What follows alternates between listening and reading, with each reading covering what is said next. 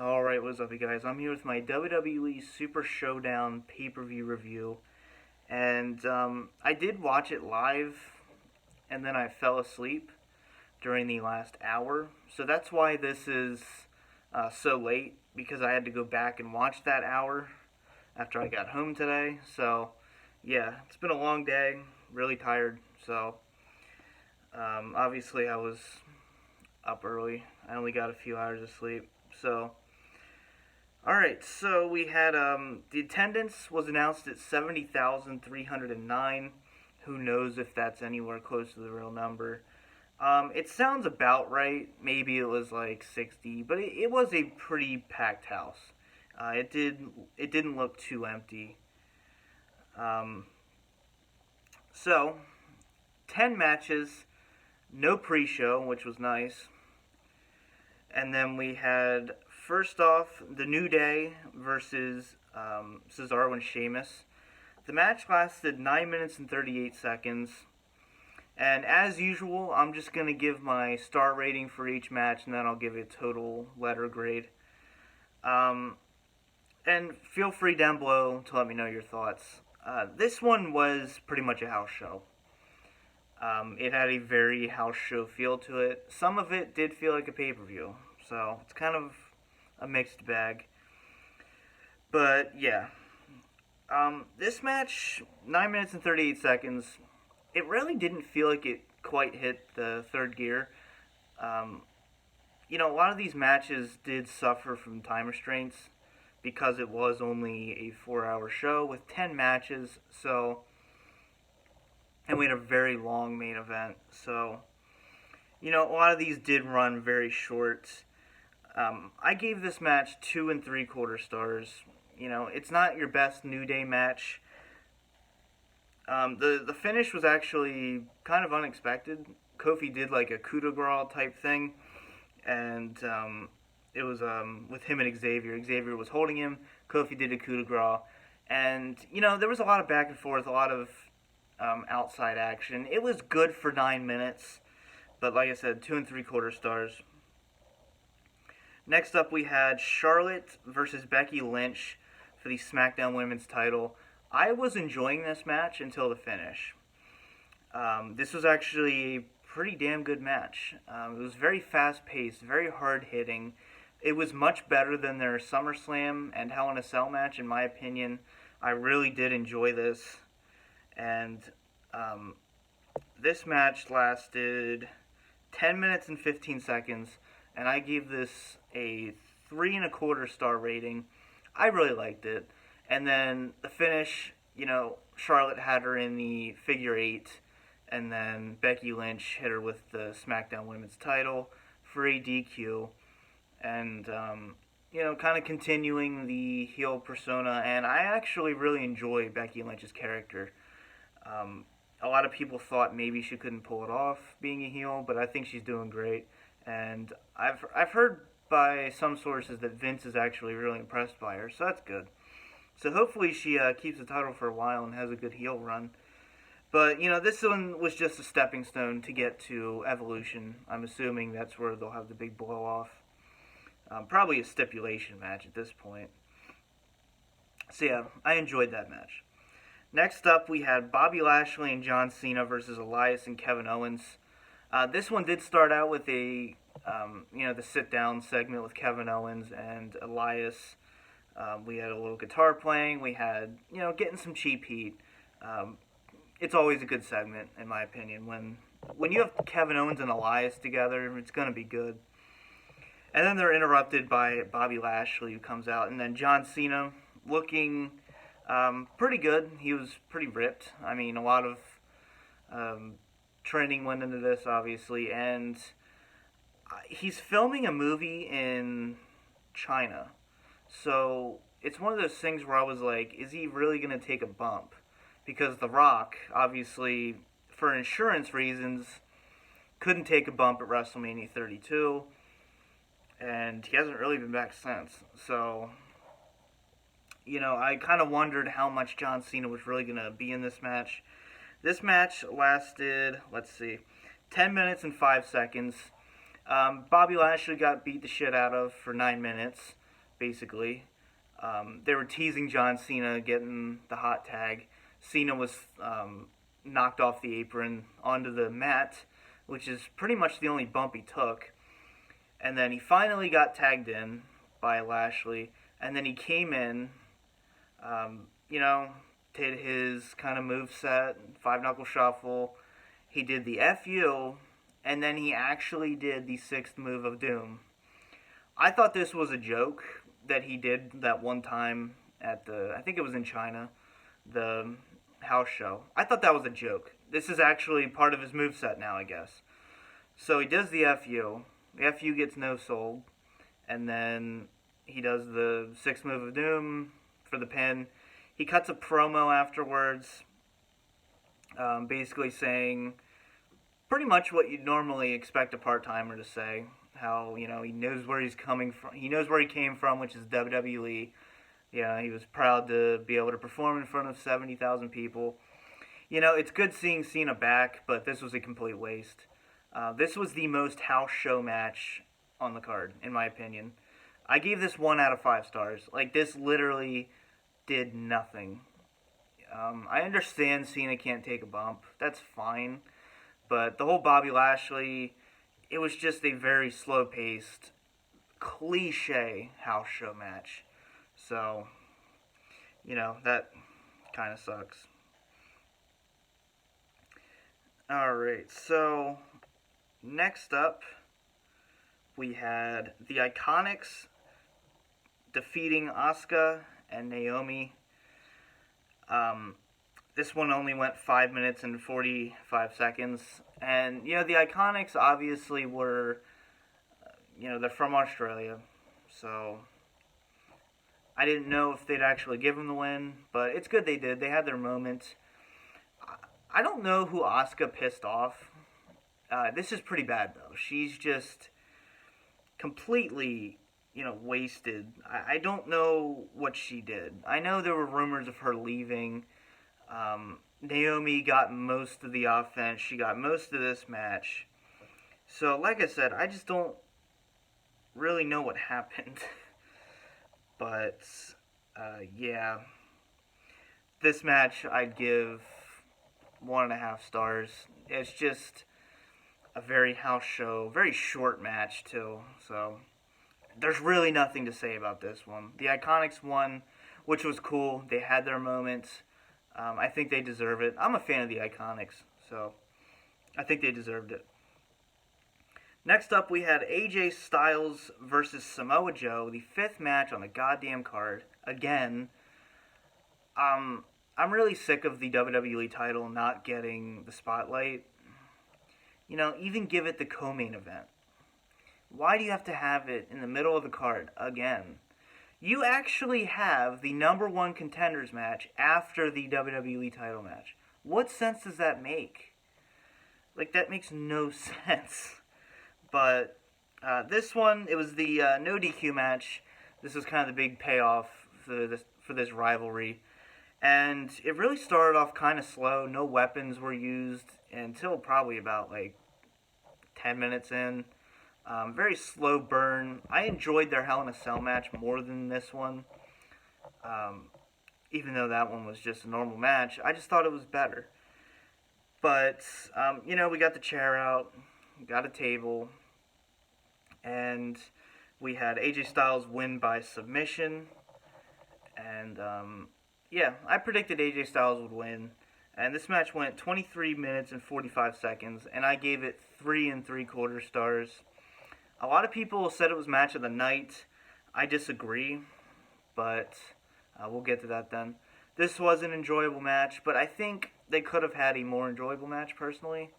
I just think it could have been better, but, you know, it is what it is. It actually felt like a pay-per-view match, which was nice, so I give them credit for that one. 3 3/4, that's a good match.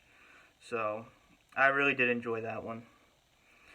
And then we had the Bella Twins and Ronda Rousey versus the Riot Squad. This match lasted 10 minutes and 5 seconds.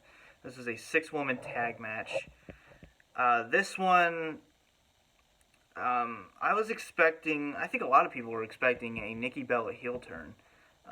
Maybe Monday night. Who knows? Because that's who's rumored to face Ronda Rousey.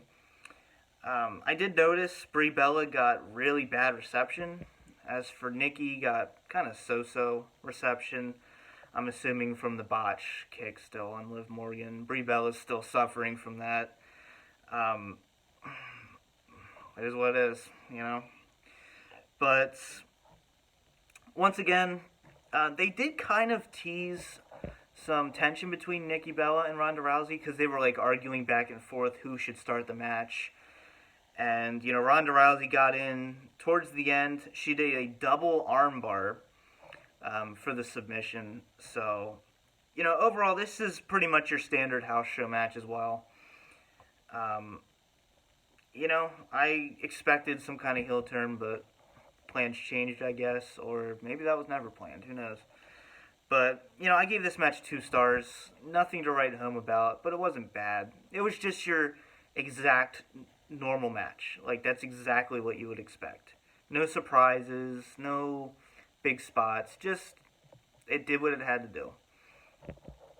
Next up, we had, in my opinion, the match of the night. Buddy Murphy versus Cedric Alexander for the Cruiserweight title. And Buddy Murphy going into this, obviously your hometown hero, so I really wanted him to win the match. I think he deserves it. I really do like Buddy Murphy. This match lasted 10 minutes and 35 seconds, and I rated this 4 out of 5 stars.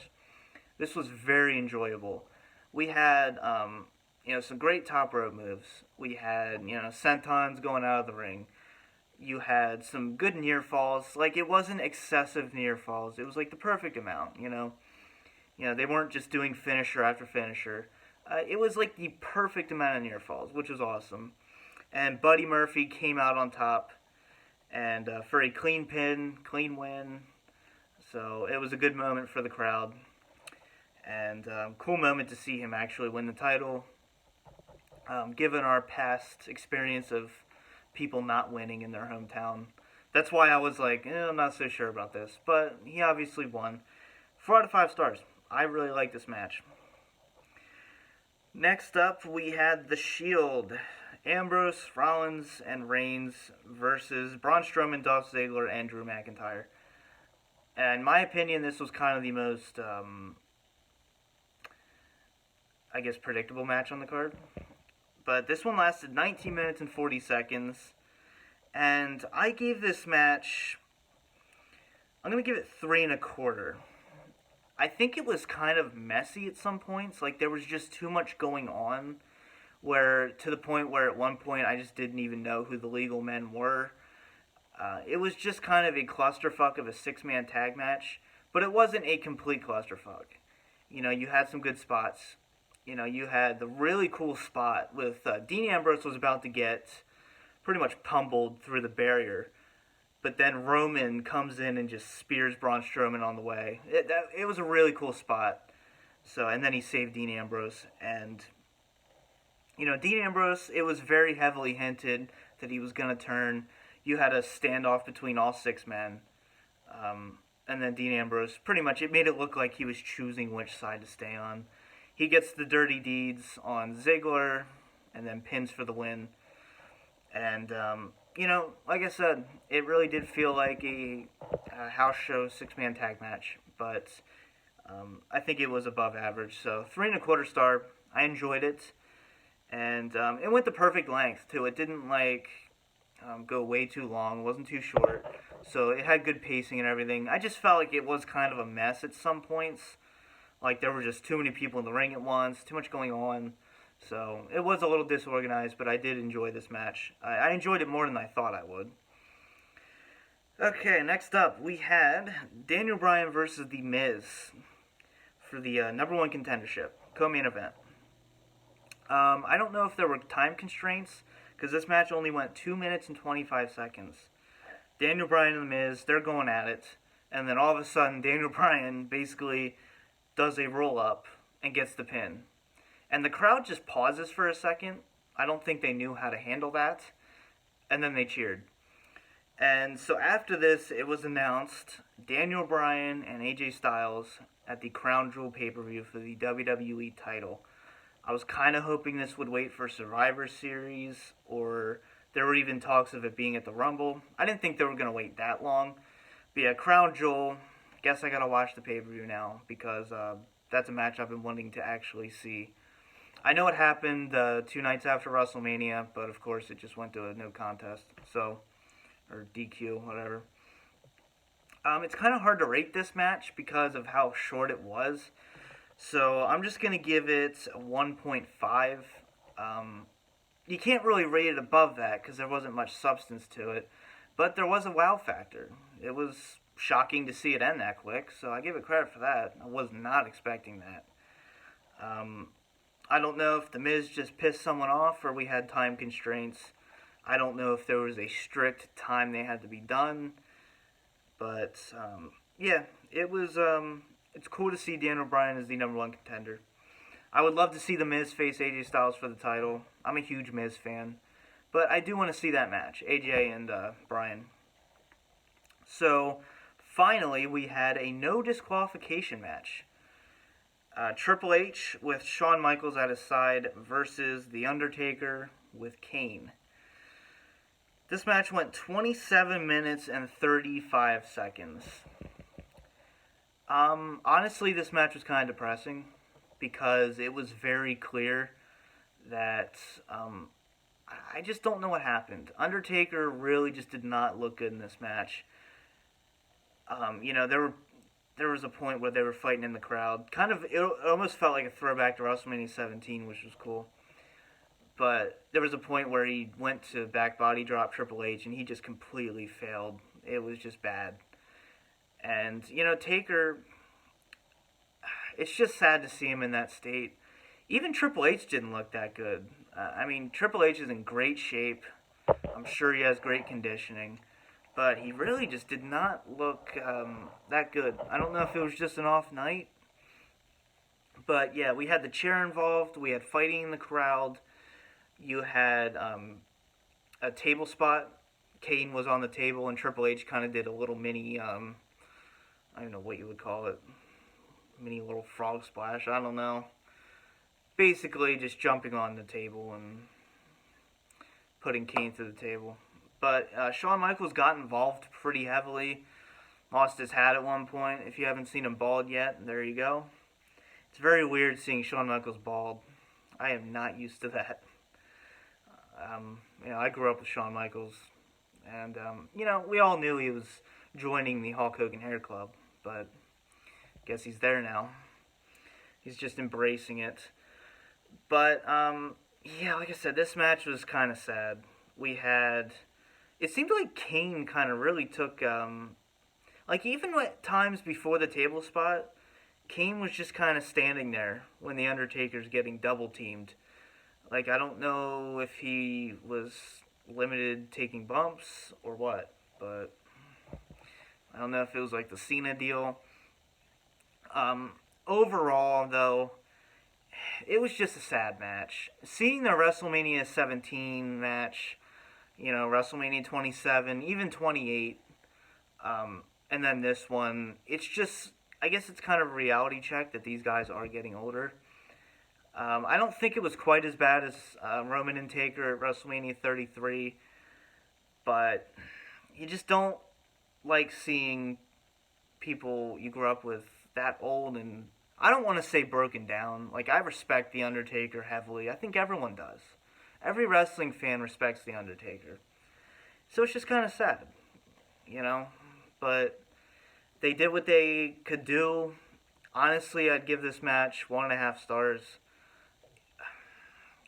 Triple H got the pedigree after Shawn Michaels did the Sweet Chin music on Taker. Pedigree, and then get the pin.